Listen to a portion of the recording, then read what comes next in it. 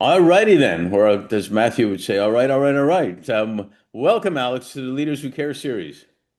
Thanks so much. It's such a pleasure to touch base, Mark, and it's been a real privilege to see you and your company grow so fast and to bump into you at all sorts of investor events. Yeah, no, you bet. It was good to see you again too. And this is, this is completing the circle because Mauricio was on, and now you're going to come on. It completes the whole circle, so Yeah, to it's speak. terrific. Yeah, Um, Maurizio and I have been business partners for about four and a half years now, and I'm a huge fan of his, and hopefully he's a little bit of a fan of mine. But yeah, we've been collaborating for a while. no, this is a great guy, and I know you're doing great things, and that's what we want to show that you really are a leader who cares. And you know what that's about. So. Best way to start, obviously, is if you can introduce yourself. But I always have to put an asterisk beside this for men, especially men, because the first thing they go to is my title is, and this is what I do. But that's not actually the question. I want you to, if you could share a little bit. We'll get into the business part, but if you could share a little bit about where you're from initially, where you are now, whatever you feel comfortable talking about, family. Maybe there's something you've never told anybody you want to reveal to the world now. That's generally fairly cool. Give us a little bit of a sense of who's Alex. Sure, no, I appreciate that. I well, first of all, again, thank you for inviting me. It's a real privilege to get a chance to chat, and I do believe that there's an opportunity to have multiple hats in one's life, and this notion of leaders who care is a great idea to emphasize not just the pure finance lane, but a number of other lanes that make up a whole human being. I can certainly imagine that being in the headhunting and recruitment and human resources business, you really have to think a 360-degree view around human beings, not just one of them, because the way in which they fit either with a mission of a company or fit within the mission of any organization that may be collaborating with is so important. So I get where you're coming from, and it's a very sneaky question, but I think I understand some of the magic of what your firm has done.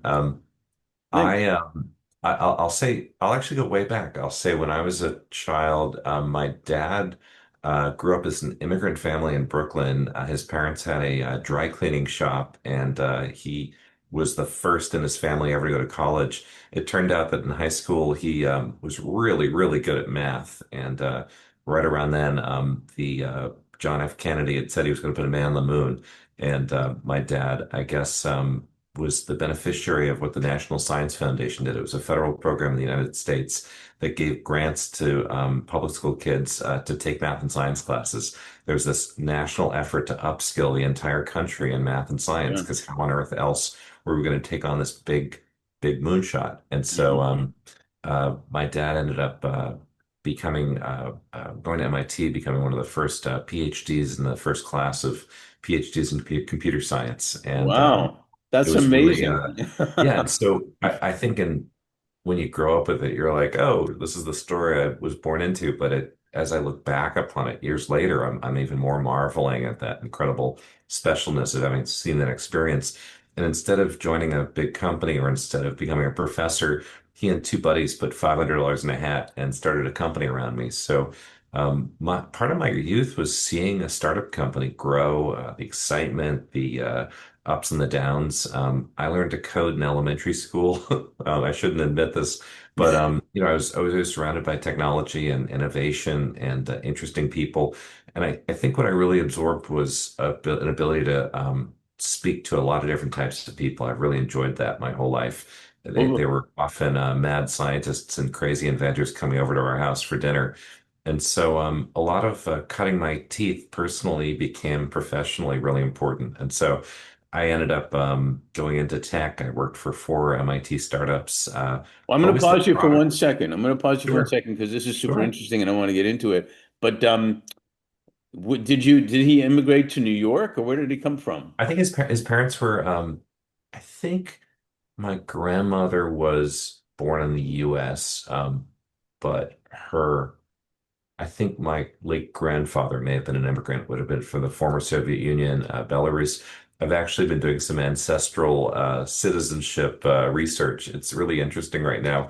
before the my parents' generation is here no longer, I've been really interested in the question of where are my roots from, what the genealogy of it, and I've been tracking down both the Eastern Europe sort of backgrounds, and it's a possibility to evidently become an EU passport holder if one finds the right birth certificates at the right time. And it's kind of interesting. I'm calling it Operation Croissant in case I want to hang out in France for long Oh, periods of time. croissant. All right. But but Okay. I but I think it's about 60 to 70% learning about my genealogy, about 30-40% getting the second passport. But it's an interesting journey when you think about the crazy ability to adjust to new environments that immigrants have. As a quick side note, having been someone who's worked in startups my whole life, one of the best indicators of success for a startup company is if there's at least one immigrant founder on the founding team. It often shows that there's a flexibility, an ability to just learn a new language, figure out a bank account, how to create one, how to rent it or buy an apartment or house, and all of those things are such new skills that take you out of your element of safety. And Right. those people who've done that in their generation often are phenomenal at starting companies. It requires many of the same skill sets. Yeah, I've told you I do a lot of sports analogies. It's the same thing in sports. Often the superstar, not to discredit them, is not a great coach because they're a superstar naturally. Whereas the great coach is the one that learned the game and had to grind and had to move and had to pivot and had to all that stuff to be a great coach. So I get what you're saying. And by the way, when I was in New York last time when we saw each other again, I met a lady that we found out through other people that I know and whatnot that we had the same great grandfather in Europe. Oh, wow. So that That's great. started a whole thing type of thing. So yes, I'm so not in academia at all, but I do often read about these great scientific inventions that often hit sort of an interdisciplinary science. This idea that someone with one toolkit, they've always learned one thing in one way, suddenly learns a different academic discipline, and it's at those intersections that really cool stuff happens. That's yeah, where the jazz sort of evolves. exactly.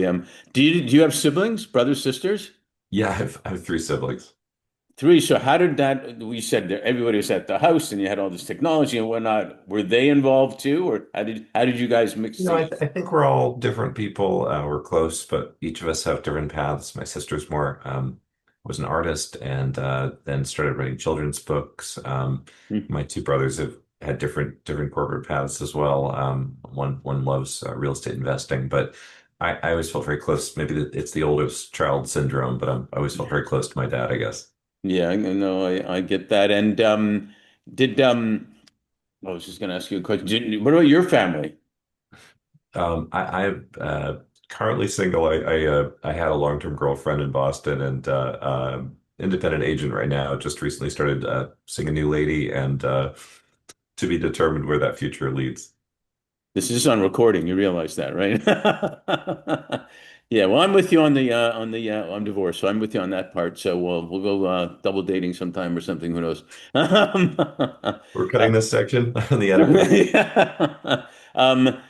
It sounds like you had a lot of amazing stuff going on at home, and not to distract a little bit, but I find it is quite something what we pick up as young people, even from birth to three, not to mention from 5 to 15 around the home. And some people have access to entrepreneurial conversations, some people don't at home. Sounds like your bug of and we'll get into all the startups, all the boards you've worked on and whatnot, really started early for you. Yeah, I think yeah, I kind of grew up in an environment. My dad loved what he did. He taught what he did at MIT's Entrepreneurship Center. I saw his students come over for dinner in junior high and high school. We would talk about the crazy invention they had, and he would often help coach them in real time how to turn it into a company. And I absorbed it all like a sponge. And technically, I kind of had the technical skills and software and technology from a very early age. And then from a broader entrepreneurial background, I also had that incredible experience. People call it a kitchen table MBA when you grow up with Yeah. it. And yeah, it was interesting and inspirational. I think a lot of it is around rule breaking and around thinking big and having the flexibility of mind that if you see an environment one way, there's a possibility to change that environment or come up with a reframe of some sort. So I think I've always had this left brain, right brain strength where I can think like a nonlinear thinker and think structurally and coupled with hopefully an ability to communicate with people from different backgrounds, including people with sports backgrounds like yourself. Thanks. I love that you described, should have an immigrant on every board and what you just described, because when we work with startups and growing companies, everybody in corporate generally tells me, "Oh, I'd love to work with a startup. That would be so much fun." And then I'll have a conversation and I'll say, "Well, what happens when your laptop doesn't work?" "Well, I go to our whole IT department. They help me with everything." "Well, there's no IT department in this startup type of deal." And so when you talk about pivot and being able to, create and different ideas and what we call thrive versus survive, because if you're only surviving in a startup, you'll probably burn out most of the time. Really caught my attention that that's a characteristic that you can pick up when you're a kid, which just sounds like you did. Yeah, it's interesting. I think I've been doing a lot of thinking about this very subject, which is how is entrepreneurial thinking cultivated? Right. I've really had a difficulty trying to figure out, is it possible to teach entrepreneurship? I'm not sure if it is, but I do think there are elements of entrepreneurial thinking that you can teach. And unconsciously, we're all sponges. We absorb what our parents' lessons teach us. We absorb what our academic environments teach us, explicitly or implicitly, and we absorb a lot of some of our early corporate experiences when we cut our teeth in the early stages of our career. And I've been doing a lot of thinking about calling out what are those things and how do they contradict from what I would consider useful skills, which are the entrepreneurial flexible skills. Because I think we're entering an era with AI and the AI landscape where that entrepreneurial thinking is going to be key. So I'm actually writing a book right now and never done it before, but I've been doing a lot of deep thinking about what can we learn from entrepreneurs that can help everyone as we enter this change of environment. And one of the first areas that I've been thinking about is how do we peel back and call out some of the unconscious lessons that each of us have absorbed? And my chapter, my placeholder chapter name is Your Parents Love You, but They're Giving You Bad Advice, Right. which is kind of a funny example, which is maybe contradicting to my example. But I do think that if you think of a traditional Eastern European immigrant, they're all taught become an accountant, become an engineer, become a medical doctor. That they got three choices. That's it. Or if you're at a big firm like a law firm or an accounting firm, or you're at just a highly bureaucratic structure in finance, you just kind of know your path, and it's extraordinarily structured. And those are things that are put in place for very good reasons. But again, they may be maladapted to a new environment we're all entering. Yeah, no, I remember guidance counselors said, well, you don't like science, whatnot, you should probably just become an accountant and then maybe you can do whatever you want to do after that. So that's what I did. And I really wanted to be, if I wasn't going to be a pro hockey player, I wanted to be a sports broadcaster. Um, Nice. and I was good at it. And they were going to change my name to Mark Jansen and all that stuff. But my parents said, well, yeah, how are you going to do that? I mean, that's, type of thing. So I agree. And I think people would have so much more fun in the work world, if you will, having different aspects to go after and everything, which is what's happening now. Yeah, I think people are creatures of their environment. There's nothing wrong with that. I would just be very thoughtful about the environment you place yourself in and what it's adapted for. Yeah, it makes total sense. So you started out poli science, right? Political science, Oh, and that's yeah. So I had this incredible experience in an early age in technology and in business, and I guess one of the areas I was thinking about was to actually go into biology. It interested me. I did marine biology research as a summer job in late high school and early college. that's cool. And sadly, my dad unfortunately passed away quite suddenly of cancer when I was in college. And I kind of reverted back and kind of had a lot going on. I think as much as I was thinking about wandering in the direction of political science or wandering in the direction of biology, I ended up just going right back to doing technology and business once I graduated. But I think what was interesting at the time, I'd taken quite a number of liberal arts classes. I almost felt like I was filling in some missing gaps.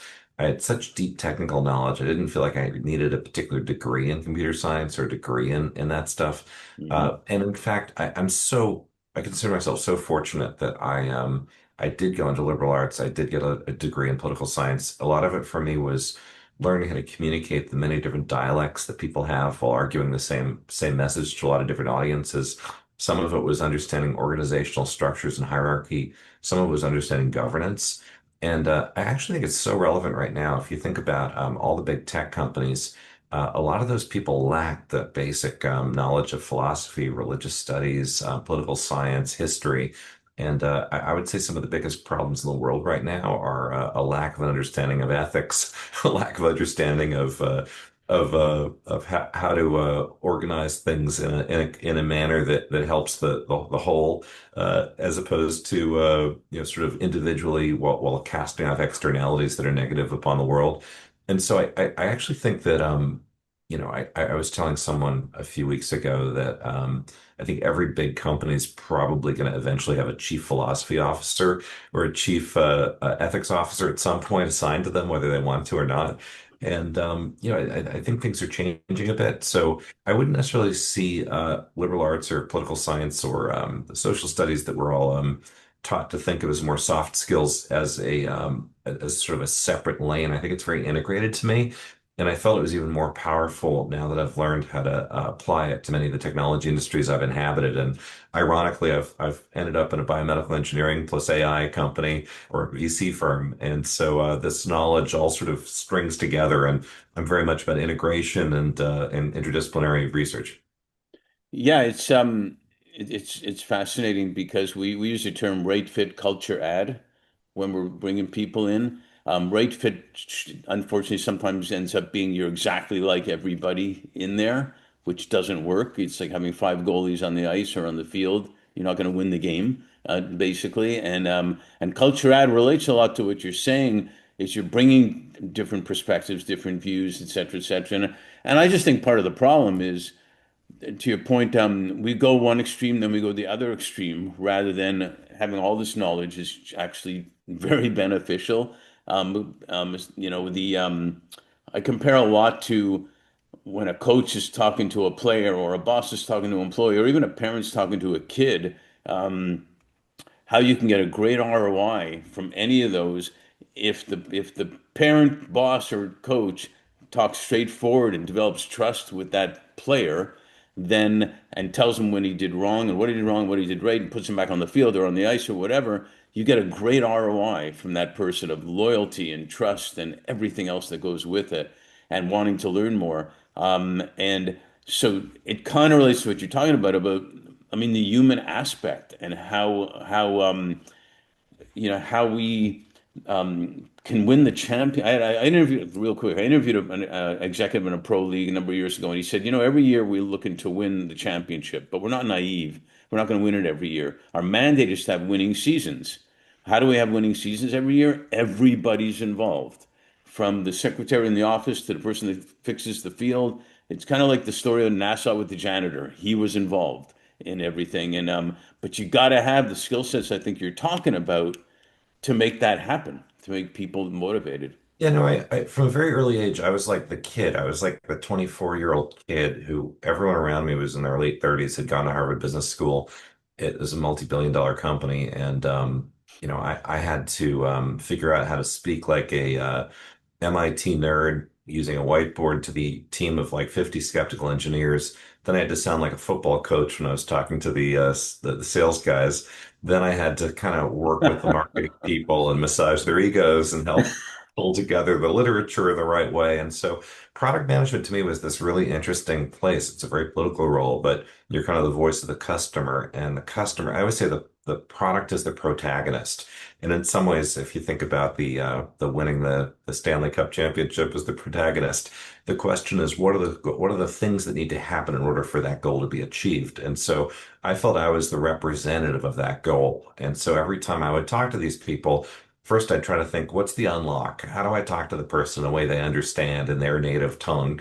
And second of all, how do I make it not about me or about them, but really the goal we're trying to achieve?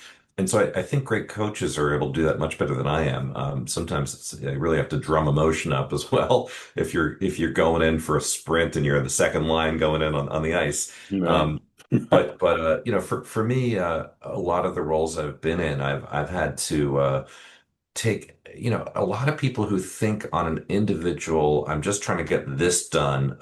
I'm a small piece of the puzzle. What are you bothering me about? This is, I get a good grade or I get a good bonus if I just do this. Why should I Hmm. do that? And so, one of my adjunct professors at Columbia B School was the chief people officer at Pepsi, actually, and he has Hmm. a book called The Finer Laws of Management, and he talks about nobody wants to cut stone, but everyone will build a cathedral. So if you can develop the image of the cathedral that everyone's building, they'll leap into work every day with a smile on their face. But nobody really wants to cut stone. Again, I take it one step further, and I say the product is the protagonist. I really try to be the writer of a story, and I want everyone to be feeling like they're characters in that story, and we're all doing something bigger than ourselves. And so I think there's an element of sports coaching in that as well. Yeah, no, it's brilliant. You know the famous scholar Kobe Bryant. You remember him? Yeah. He said once that everybody should have that dream, whatever that goal is, the dream. But what you should know is the dream is right now, and that's a little bit what you're talking about. Is cutting that stone's part of the journey. That's the part that's really maybe the most important. It's a general statement to get to where you're going. You gotta enjoy it. And I noticed you've had some amazing experiences, and we talk Oh, about a geez, you, lot. you looked me up. All right. Yes, of course. No, and we talk a lot about experiences way more than we talk about years of experience because there's a big difference. You can have 9,000 years of experience and no real good experiences. And one that I noticed with is with ATG early on in your career, and you were part of a team with startup, and they sold it for I guess $1 billion, if I'm not mistaken, to Oracle. That was early in your career, right? If I'm not mistaken, with Yeah, ATG. actually, the story happens earlier. I was recruited out of college to a management consulting firm, which I won't name.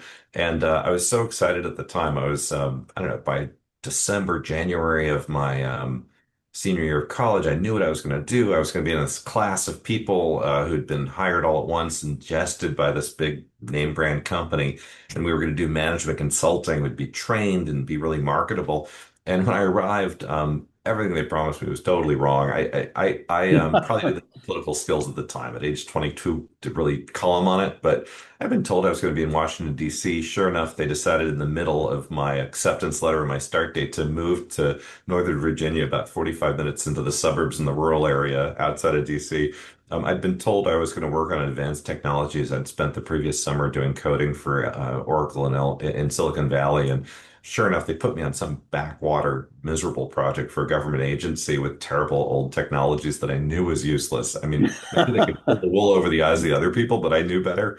And so, sure enough, I was just terribly unhappy, and I ended up resigning after 5 months. And in some ways, it felt like a giant failure. I knew what I was going to do. I was launching. I was in my early 20s. This was going to be my big moment to take on the world, and the world kind of Had a different idea. hit me in the mouth. And so I went back to Boston, and a very close family friend who had known my dad and actually used to teach in my dad's class at MIT kind of was one of the people I chatted with. And he said, Alex, I've been wanting to invest in this startup company. It's one of these new internet technology companies called ATG. They won't take my money, but maybe you should join them. And if you say a nice thing about me to the CEO, maybe he'll let me invest later. So I ended up joining. I was employee number 32, and I kind of took a product management role, more or less. We built some of the earliest e-commerce and online personalized advertising technologies, the infrastructure that if you saw personalization of content on Google or any other major online banner ad network, you'd sort of recognize some of their user profiling technologies. And we had some of the earliest multi-million-dollar websites on the internet, from Sony to Kodak to R. Donnelley and a few others. And Oh, I helped project manage a couple of them. But yeah, sure enough, within 18, 24 months, we were 1,500 employees at a $7 billion IPO. And I don't know, a number of years later, after I'd left, I think they sold to Oracle for only $1 billion after it had been diluted and recapped a few times. But that rocket ship experience ended up being my first experience out of the gate. So I went from having a pretty negative one to having an extraordinarily positive one. But it required kind of rejecting the environment I was in. It was a mismatch. It was a bad environment fit, and wasn't the right place for me. Being in a class of 650 people who were told you're at the bottom rung of the ladder, if you do what we say and work hard, in about 6 or 7 years, you might be given some autonomy. And all of a sudden, 5 months in, I joined what was really an incredible group of engineers who were extraordinarily intelligent and a lot of what I had to do was try to corral these brilliant, herding of cats, essentially, I had to do. And thankfully, financially worked out very well. And I bought a nice condo in Boston by age 23, 24, and off when we were running into the internet era. And I was there very early on, and that was great. But I think, I think it took a lot of flexibility of thinking and a lot of fast feet to move. Things change so fast. I also remembered that every couple weeks it felt like a brand new company. When you keep doubling in size, that happens. Yeah, But no kidding. yeah, that was a one of those early rocket ship experiences that I feel very lucky to have participated in. It's kind of, I don't know if I'd say it's funny. I never like that impression because we say it's funny, but it's never funny. Is when we say that. It's like Dan Marino went to the Super Bowl really early in his career and never went back, type of thing. You wonder if you see something great or not great, but especially great. You think you're going to have it every single time. Can you share, maybe a couple of experiences you had along the way, that shaped you more than others?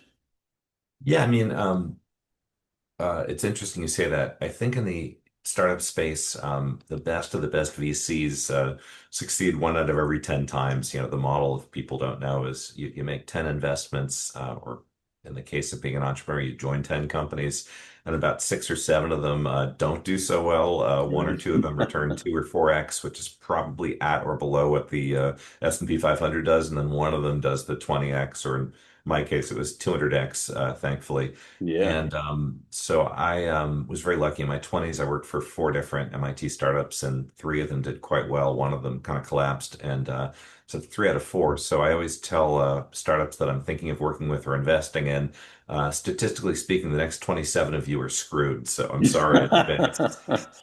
But Um, but but but you got to try. but you got to swing, and I think you begin to develop pattern recognitions. People begin to understand trends. I always talk about the avoidable risks versus the unavoidable risks. I want Hmm. people to make good bets. Now that I'm more of an investor than an operator, just to segue the story, after the 4 or 5 companies I worked for, I ended up becoming much more of a VC investor in the last couple decades, and I've found that as a way to scale myself in some sense. I've always been on the bleeding edge of new technologies. I've been fascinated with what software tech, AI, et cetera, can do in a lot of different industries, and I love that flexibility.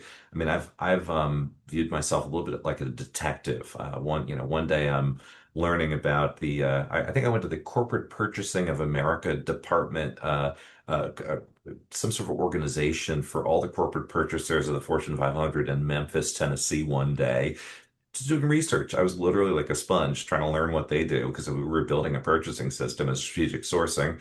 Another time I don't even know, like more recently I've been learning about ophthalmology, which is really interesting, and all the products that one uses in contact lenses and ophthalmology surgery. So I think I just have a deep curiosity. I know there's an old line in recruiting and HR that when you look for a new job, you're supposed to choose something that's about 80% similar to what you're doing before and 20% new. I usually revert that. I sort of know the 20% and I try to dive in. But I have found that my knowledge of software and tech and AI and product particularly has been useful. And the flexibility to go to a lot of different industries and know exactly where it plugs in has been really interesting to me. And maybe that's the area where I sort of add value. I more recently was working with this group in LA that's in a hospital and research institute, and this group of MD PhDs were kind of around me, and they were like, "Alex, you're like a political science major. You have an MBA in finance. You don't have a PhD in the hard sciences. Why on earth? We're 4 MD PhDs here. Why should we even listen to you?" And I said to them, just kind of a funny start, challenge. But they were kind of giving me a little bit of grief. So I kind of said, guys, like if you were to tell me that you were doing a scan of some sort, a radiology scan for breast cancer, using a variety of equipment. There'd be organic chemistry, there'd be imaging technologies. I just wouldn't know on earth what you're doing or how the techs are doing what they're doing. It would be clueless to me. You guys are medical doctors. You'd see the tumor, you'd know what to do. Then I said, however, if you were to give me 10,000 of those scans and upload them to Google or to Amazon in about 30 days, I'd probably invent every radiologist out of this building out of a job. And yeah, I know exactly how to sort of figure out the best radiology knowledge in the world through pattern recognition and sort of Hmm. inferring or algorithms and whatnot. And so they kind of looked at me and then they kind of said, Alex, we really do have to work with you, don't we? Yes. I mean, the point was that the point was that they kind of intuitively know that AI is really important somehow. They just couldn't really relate it to themselves. But I found something where I think they understood that there are a number of specific lanes that you can attack using AI that may be separate from where the human is required. I mean, you still want a radiologist overseeing a live surgery, but you may not need someone doing something that's being sent overseas for an overnight scan, at least for level one.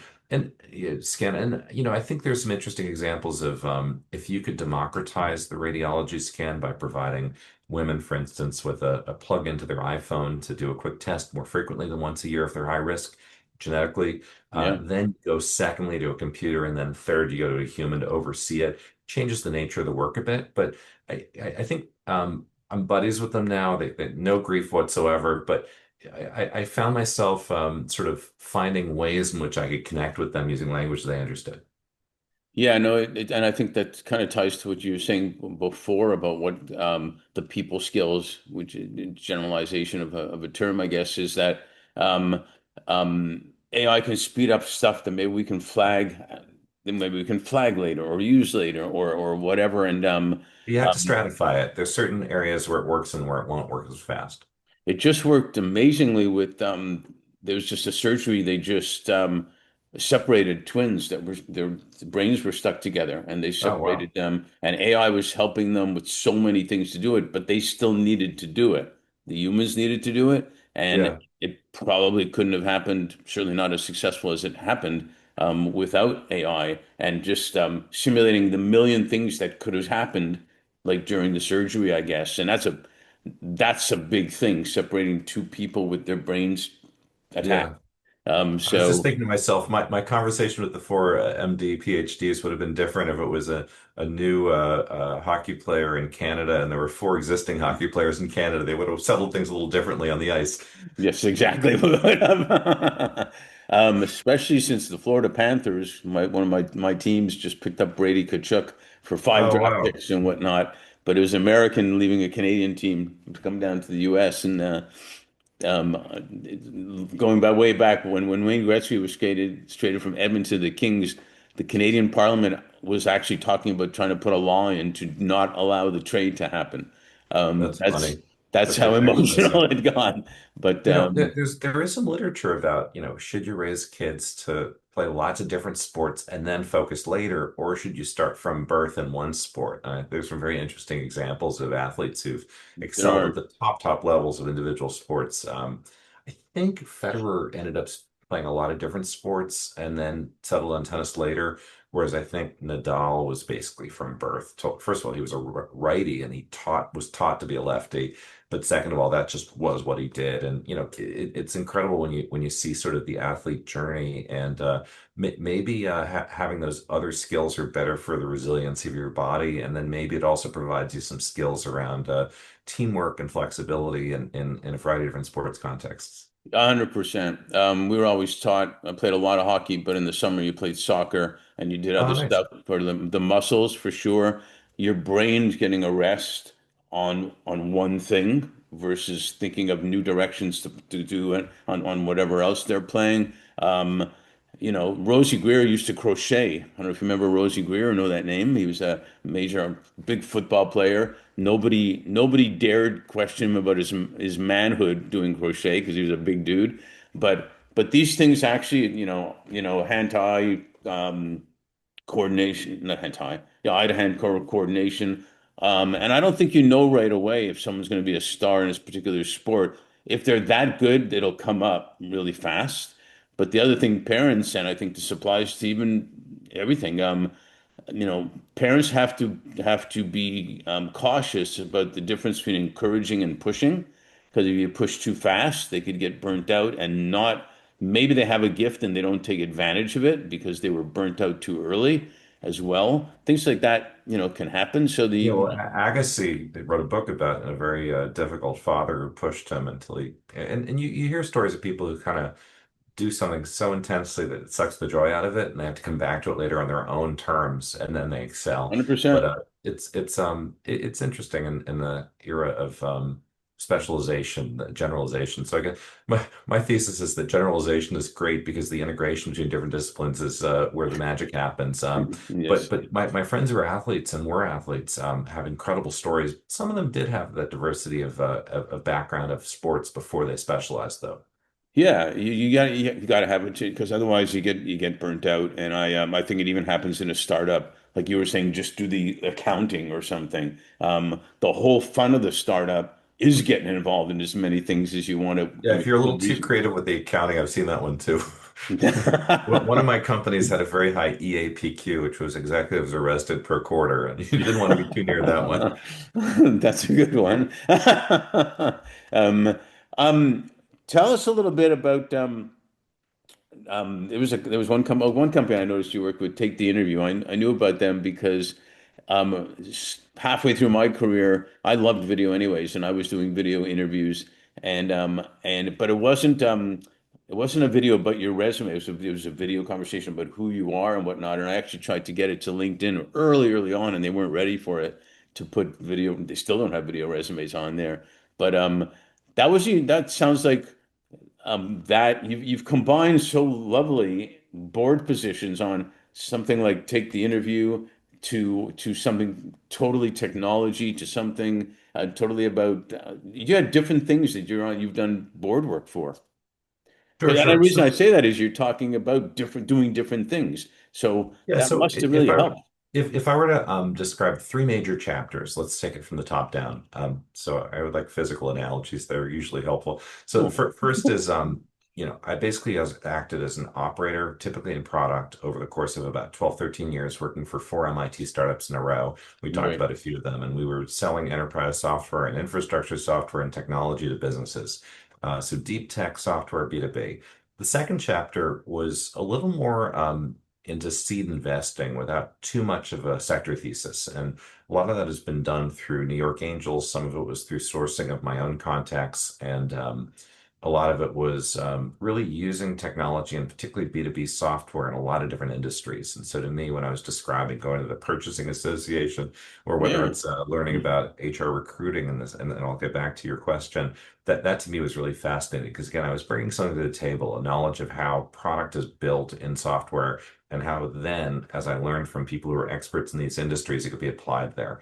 The third chapter, which I touched on, is where biomedical engineering and AI come together. I've had a big thesis around, particularly coming out of the pandemic, where healthcare, global health, medicine, and AI were going to collide and do great things. And so my current chapter very much is about focusing on a vertically tuned firm, basically, with Maurizio, one of the top minds in this sector in the world, to think about that. So going back to chapter two, as a great example of what I was doing during this time, Take the Interview was a startup that was a B2B software company in that sector around HR recruiting and specifically around the idea that sometimes in the before the current era where the AI reads your resumes and discounts everybody as unimportant or liars or who knows. But at least during a period of time in our American history when HR representatives actually read resumes and took people seriously in the recruiting process.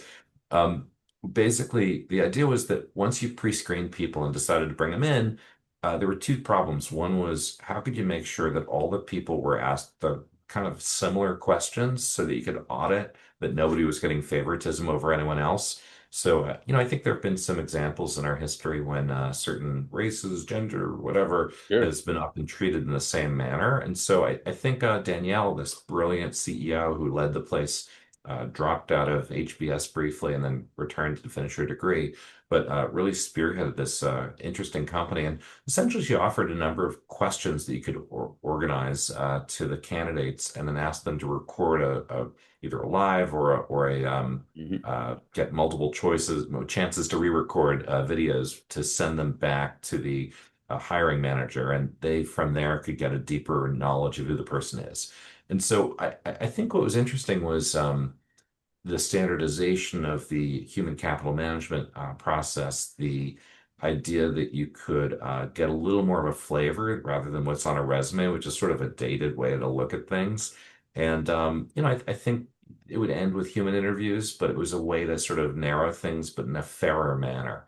Um, I, of course, got interested in totally tertiary, secondary things, which were like, was it, I wanted to get some statistical people to work on this, and I probably still should, which is if you look at the data bank of all the interviews that were interviewees across thousands of companies and tens of thousands of individuals who did this, was there a correlation between wearing a red tie and getting a higher chance of getting a higher offer? What are the statistic likelihoods, or were people treated differently or interacted with different things? And only with this data bank could one do a true research project. And if you're trying to find the best person to solve a particular role that's open, and you're the expert, and that's not me, I imagine that you want to break free of sort of our biases and our unconscious biases and many of the techniques people have used very poorly in the past.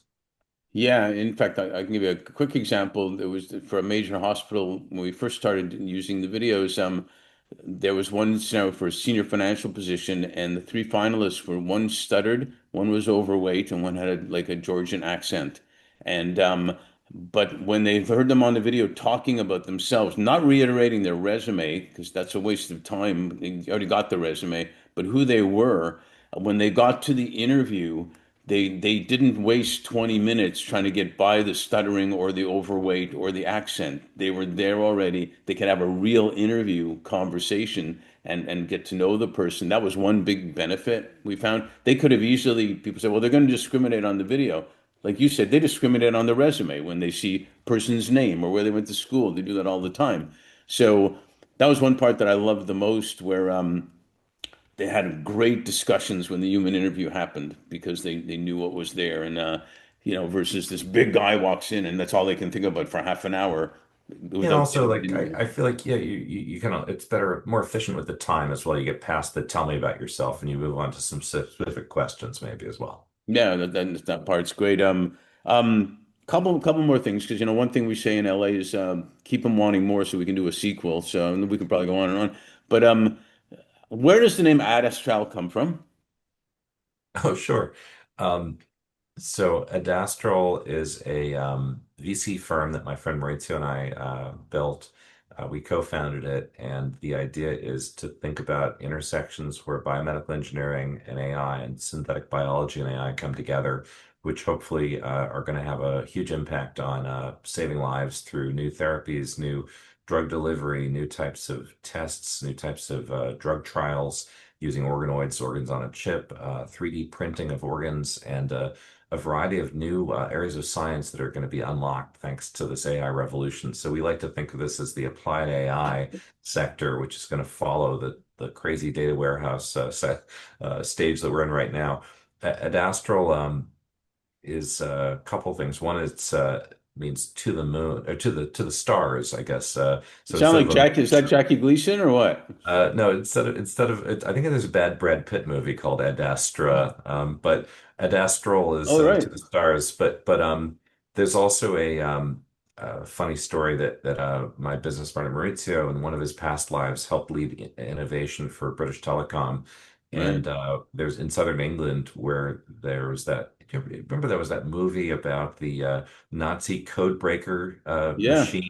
Yeah. And so basically that building on at British Telecom is where they did that. They decrypted the war and basically won the war thanks to decrypting the messages. And it's located on AdAstral Drive. So I guess there's some old Oh, World War II history built into the name as well.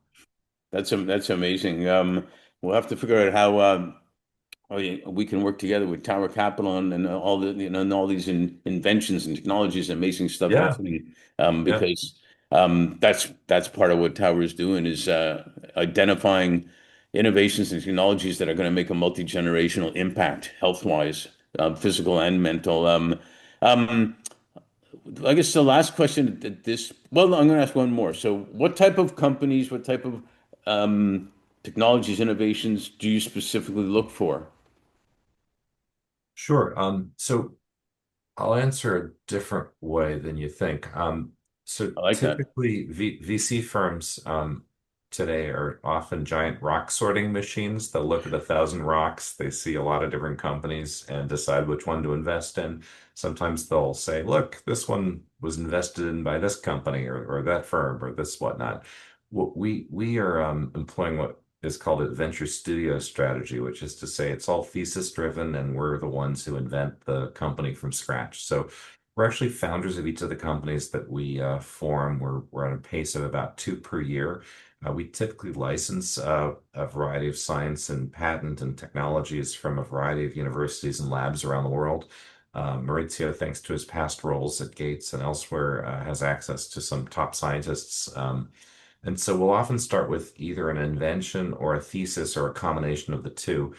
We have a couple specific areas that interest us. And I think Maurizio, I like to think of him as a brilliant Italian chef instead of being someone who takes an existing professor, an existing invention, and licenses it and starts it with that professor. We like to take ingredients from a lot of different laboratories and mix them together into great recipes. And so the recipes that make up our companies often are interdisciplinary science solving very large problems. So some of it is drug delivery, as I was mentioning. We have a really interesting company in ophthalmology and thinking about new materials science that AI can unlock, as well as the ability to create organoids, tissuoids, the ability to test drugs in these sort of environments that are synthetically created that avoid the need for animal testing. So, Yeah, in some sense, these are moonshots. These are next generation ideas. We're at the field in the front of biomedical engineering, which really thinks of biology as an engineering science and platform. And to us, that ability to construct things is really interesting. I'll give a very specific example since I was a little abstract. One of my business partner Maurizio's inventions that he had under his lab is currently being used at MD Anderson Cancer Hospital in Houston. And God forbid if you know someone who has cancer there, today the patients will have a biopsy taken of their tumors. And essentially using some of these technologies and techniques, they'll basically build a tumor avatar outside the body, wow. metaphorically using 10, 20, 30, 50 petri dishes of sorts. They'll actually grow the avatar and then do rapid screening of chemotherapies against that particular test. So it's really an interesting example of precision medicine, personalized medicine that's being used to a particular patient. So what I find interesting is that to my female friends, for instance, or people with different racial backgrounds, a lot of drugs are tested on 5'10" white dudes, 10,000 of them years ago. And the efficacy can change depending on the size of the person, the gender, the race, etc. And to this, what an interesting alternative idea to think instead, like an engineer, to do a pilot test, a beta test on the actual patient's organ outside the body, and then going back to the patient with the correct cure that works best. So I think it's still a little experimental. It's being used in extreme cases, but to me, that's very interesting foreshadowing of where medicine could fundamentally be transformed. So I know I was talking about sort of a lot of buzzwords, but that's a very concrete example where hopefully many cancer patients who would normally have to go through a long course of care, potentially have side effects, go through another one, figure out the right doses, go through another one, and hopefully too much time has not gone by. We hopefully can begin to equip doctors with better effective cures. No, it's spectacular, and it's so exciting because healthcare is probably going to be the biggest benefactor, which means we are of AI and all the things you're talking about that are above my pay grade, but really excited about. And we're fighting back against the AI doomers. There's some really interesting positive things that'll happen too. Yeah, and every technology, every new thing, you know. if someone evil wants to do something, they'll try it, but it doesn't mean you don't use AI or you don't do this or you Well, don't do we that. have some interesting investments in our pipeline of companies we'd like to fund that would deal with what you call would call biodefense or biosurveillance as well. Hmm. I think all the more is it going to be important for us to be able to very quickly identify how foreign pathogens and very quickly develop cures. So I think there's some interesting investments that we've been thinking deeply about that would be very important in that AI doomer scenario that we hope we can avoid. Yeah, no, I think there's way more. Look at this. Look at the two kids with the brains that they just separated because of AI and all that. It's amazing stuff. So one more question. With everything that's happened, the fast pace of AI, number one, the COVID, the world closing down, which we never expected. People feeling at the same time that COVID was yesterday and years ago. Also, it seems like at the same time. What are you most grateful for, and what are you most hopeful for? Sure. I mean, I think having a gratitude mindset, this is non-scientific, non-entrepreneurial is a great way to go. I think I like to think of the incredible family and friends around me that sort of help you through the ups and downs of life. I think Sure, we often gloss over all the negative things that happen, and I think you were asking some questions about some highlights. I mentioned some times when maybe the companies were failing or whatnot, and as I mentioned when I first launched out of college to have this incredible opportunity that didn't quite work out, and I've had some companies that didn't go so well either. sure. But I think maybe resilience is probably one of the areas as well that I think is really important to cultivate. So, Hmm. gratitude mindset, the people who prop you up when things are not going well, and the development internally of resilience. And I think finally, just over time, you hopefully learn how to know thyself and what nourishes you. So for me, right now, it's I happen to love playing tennis about 3, 4 times a week, plus plus. I think I Nice. played 9 hours over the weekend, truthfully. Wow. And I play frequently not well, but I just know it resets my mind, so I can kick off a week and hopefully sound not too dumb to a recorded Zoom call. Yeah, I don't think Yeah, you have a problem with that type of thing. sharpens my mind a little bit. But I think and then I just love live music. That's the other thing that inspires me. So I think tennis and music are two things that I find I'm very grateful for as well. They sort of reset my brain and my mind They do, and they my do. my And and my and and, sharpness of my body, whoever. and what are you most hopeful for then? What am I? Oh, I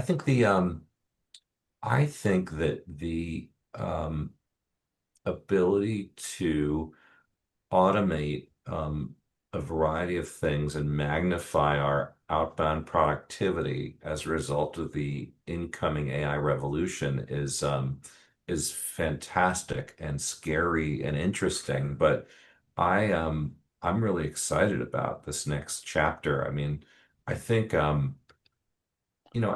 think change is hard for a lot of people, but if you have an entrepreneurial mindset, it's like the precondition for excitement. That's where with change comes opportunity Yeah. with really big landscape changes, there are going to be so many more billionaires that are created and in terms of life-saving medical advances, in terms of exciting things that we can grow in our minds with that's an exciting chapter we're about to enter. No, that's super. Well, I tell you, I'm grateful for reconnecting with a new friend. I don't know if that even makes sense, type of thing with Yeah, no, you. it's great to see you, Mark.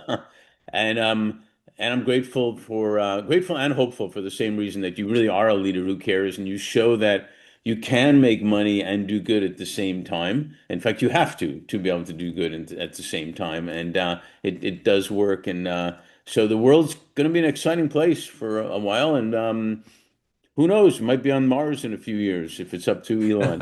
Great. So Well, thanks so much, Mark. It was a real pleasure, and congrats again. Your firm is doing great work, and it's terrific to highlight people who are thinking about double and triple bottom lines, not just a single bottom line.